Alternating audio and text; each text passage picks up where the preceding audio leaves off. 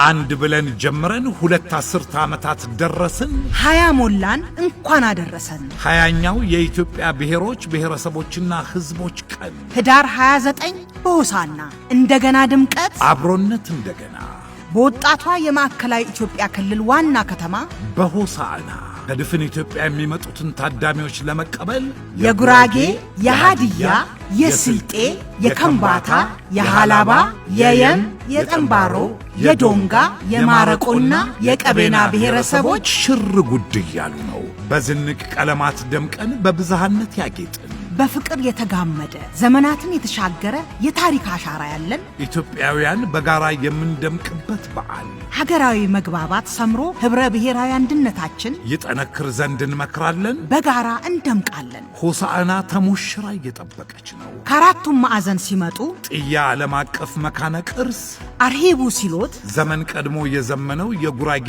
ጀፎረ በጊቤ ሸለቆ ውበት እየሸኘ በሰላም ግቡ ይሎታል። ማረቆ ገበታውን በበርበሬ ምርቱ ያዋዛ በሞቴ ሲሎት የስልጤውን ሐረ ሸይጣን በግርምት ጎብኝተው የቀዩ ዛላናት ሃላባ ላይ በአርቶ ፍልውሃ ዘና ይላል። ከምባታ ላይ ሃምባርቾ ተራራ እጅ ነስቶ ይቀበሉታል።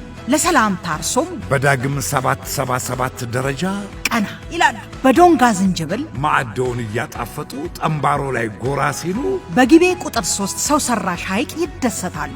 የቀቤናዎች ኩታ ገጠም ሰብሎች ማሳ ግርምት ሲፈጥርቦ በአንገሪ ቤተ መንግሥት ሞገስ በሀገር በቀል መድኃኒት ለቀማ ተደምመው በቦር ተራራ ግርማ ይገረማሉ።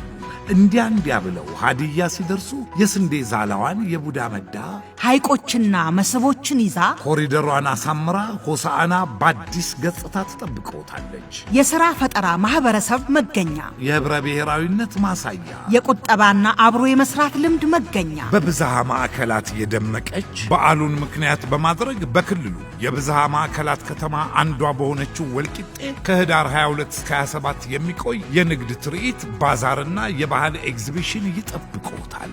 የምሁራንና የኢንዱስትሪያሊስቶች መፍለቂያ በሆነው ክልላችን በገጠርና በከተማ በአገልግሎትና በኢንዱስትሪ ሰፊ ዝግጅት ስላደረገ ኑ በጋራ እናልማ እያለን ህዳር 28ና 29 የፌዴራል የክልሎችና የከተማ አስተዳደሮች ከፍተኛ የመንግስት የሥራ ኃላፊዎች በተገኙበት ዲሞክራሲያዊ መግባባት ለህብረ ብሔራዊ አንድነት በሚል መሪ ቃል ይከበራል። የማዕከላዊ ኢትዮጵያ ክልል መንግስት ከኢፌድሪ ፌዴሬሽን ምክር ቤት ጋር በመተባበር ተዘጋጅቷል። በታላቅ አክብሮት ተጋብዘዋል።